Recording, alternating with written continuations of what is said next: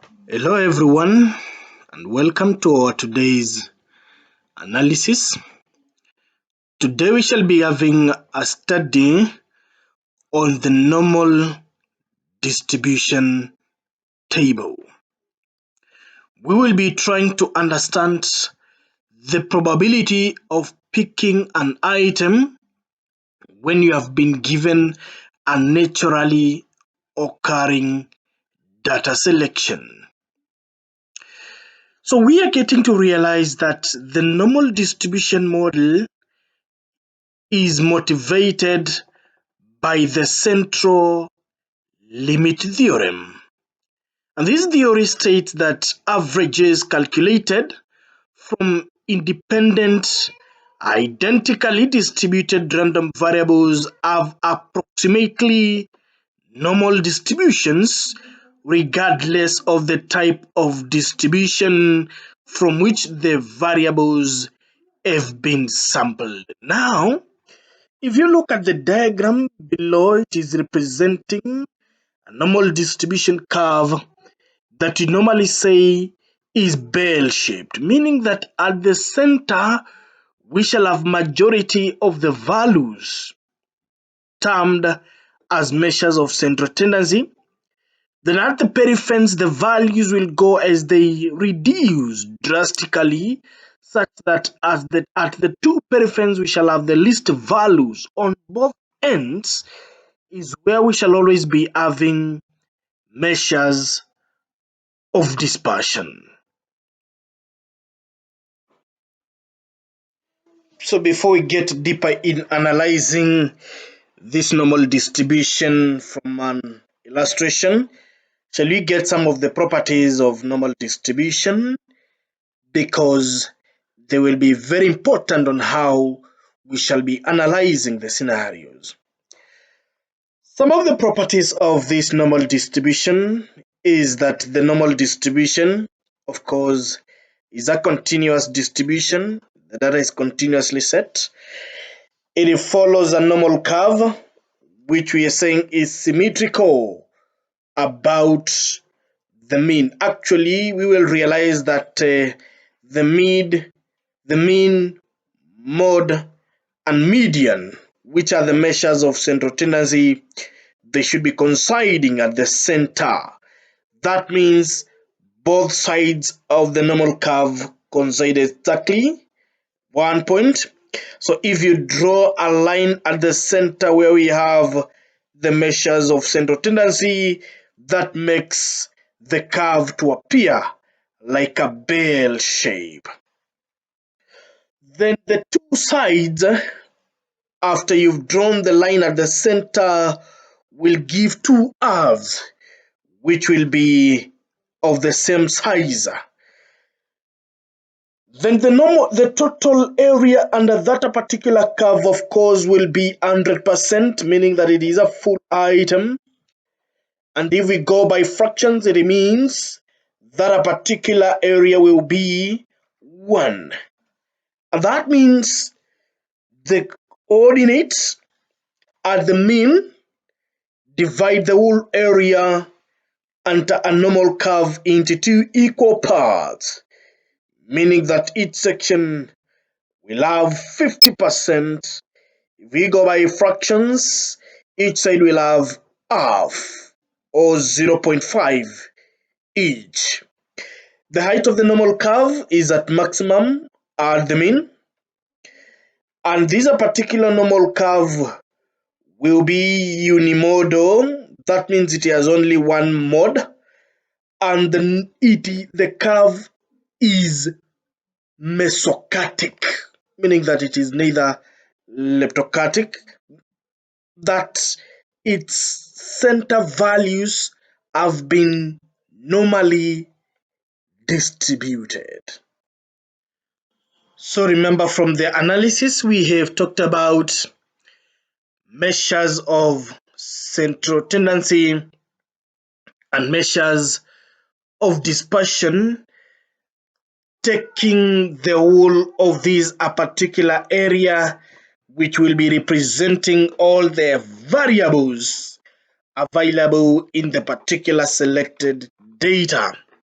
So that means by standardizing these particular variables collected, we can be in a position to determine the probability of the occurrence or selection of any variable involved in the study. And that will be facilitated by what we are calling the standardization of the normal distribution. So when we standardize, we are going to take in consideration one of the factors of measures of dispersion, which is the standard deviation. Then we have in recognition a factor of measure of central tendency, which is the mean. Then we can determine any other variable in the area of study. Through the same, we are going to obtain first a value termed as a z-score, of which this z-score we are going to get it from the value of study. In our formula we are calling it zx, that is x, minus the mean of the set of data, then divide it by the standard deviation. As you can see in the formula, we are having z is equals to x less mu divided by standard deviation. So this z will be representing the standardized random variable from the z-score. X is the individual observed value of the random variable. Then the mu will be representing the mean. And then finally, the last sign is the standard deviation. Let's have an illustration and see how it works. So let's go.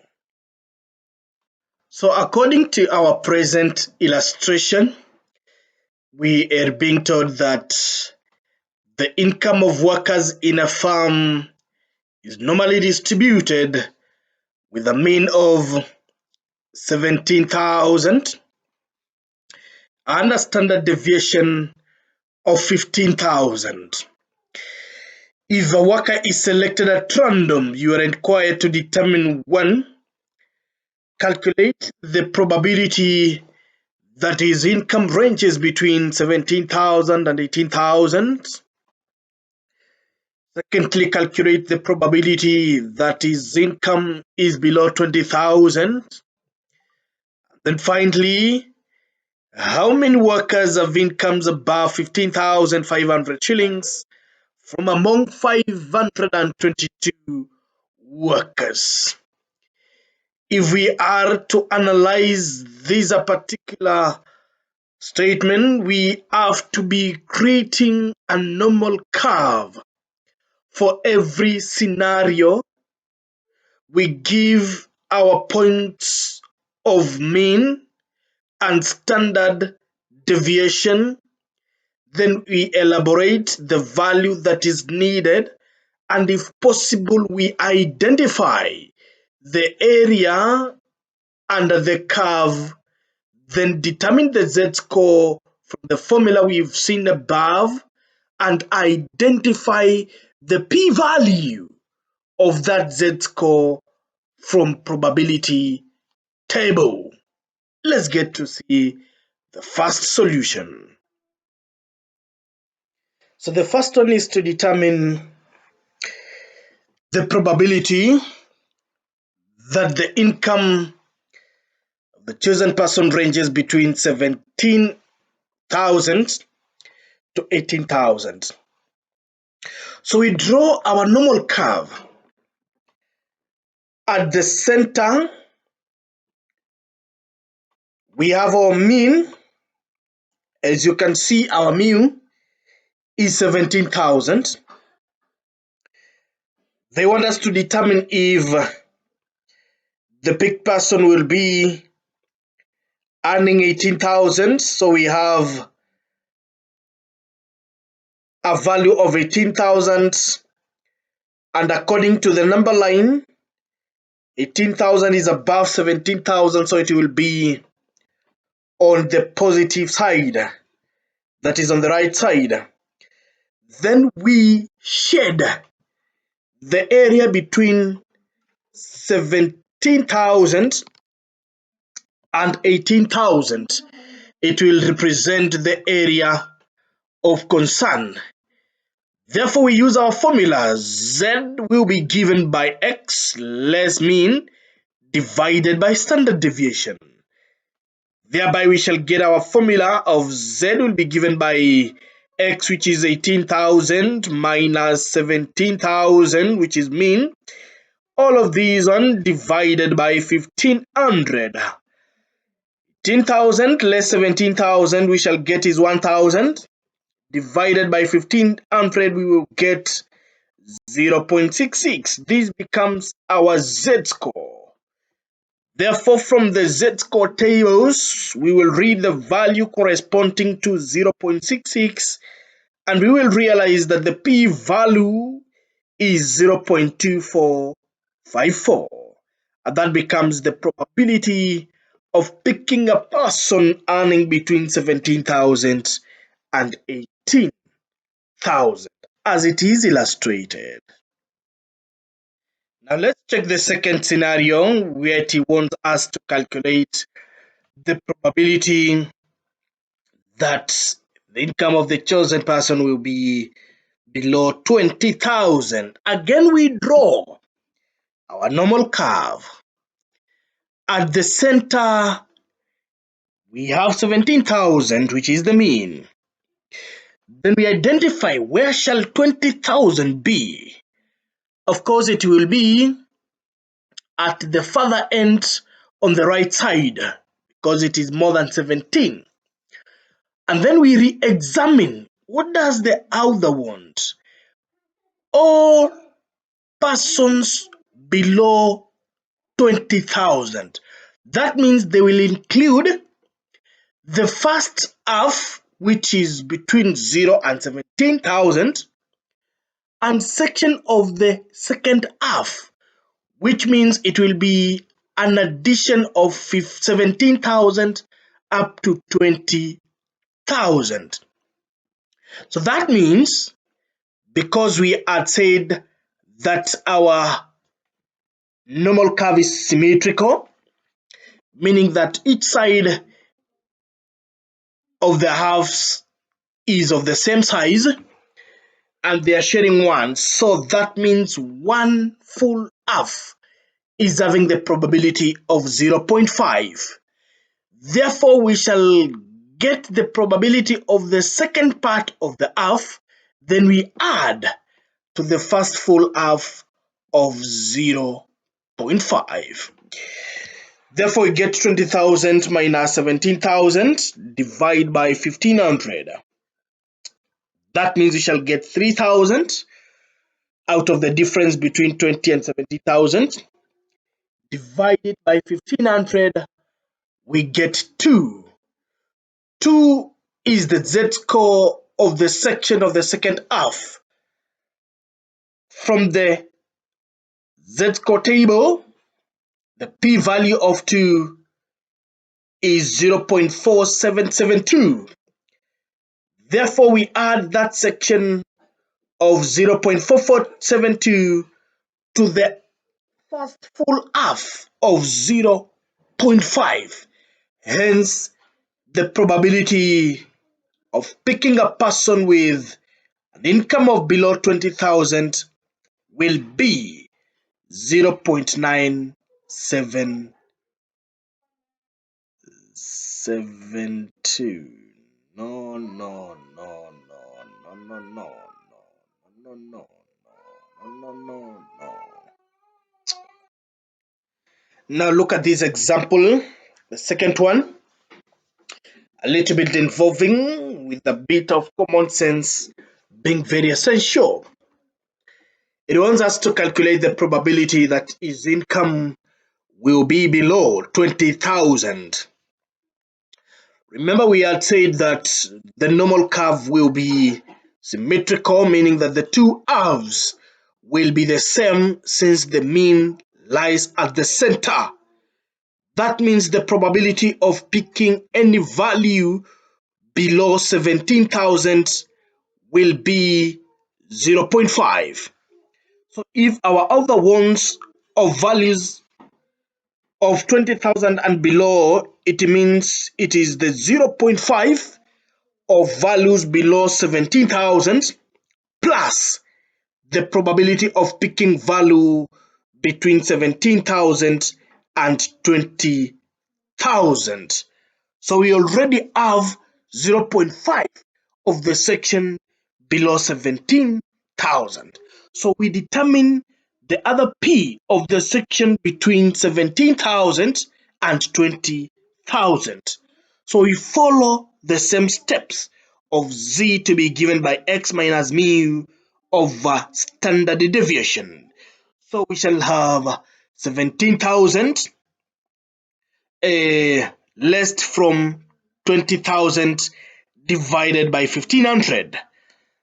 That will give us 3,000 divided by 1500, which will give us 2. Then we read the p-value of z-score 2. We realize that it will be 0.4772. Therefore, we add the earlier 0.5, thereby arriving at 0.9772.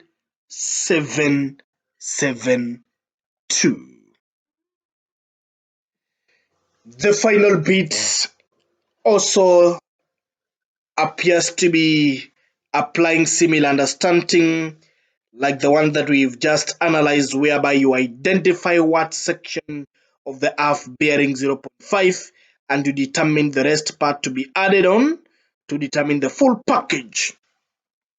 Like in this example, we told to determine how many workers have incomes above 15,500. Then they extend the understanding and tell you to determine from a number of 522 workers. Step by step, we dissect this one. First, like we've said, from the center to the periphery, there is always a probability of 0.5 in each section. So if the center we have 17,000 and we need the values of 15,500 incomes, that means one section to the final biggest value, which is above 17,000, is 0.5. We place it aside. We come and realize that we also need some values below 17,000, but not less than 15,500. So that is the other section we need to identify its probability so that we add to the upper one of above 17,000. Using the same formula, we get the x of 15,500 less 17,000 divide by 1,500. That will give us -1. Our values, we say that you don't consider the negative sign. Therefore, you simply read from the z-score table. P-value for Z1 is 0.3413. Therefore, add that one to 0.3413 plus 0.5.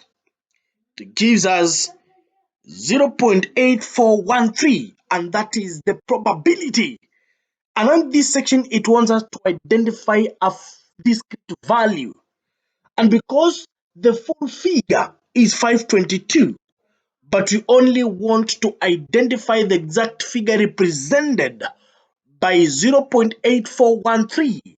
Therefore, we multiply that probability with 522 and we arrive at 439 as the number of people earning 15,500 from a target population of 522 workers.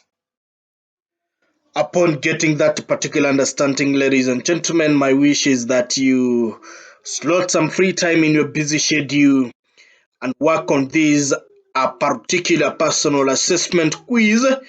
Try to identify the variables required. If you wish to get the answers of the same, remember to inquire the same through the given email of pattersonmoya777@gmail.com, or the composer and the presenter, so that I get to give you the answers to check if you're right. With all due respect, remember to like and subscribe.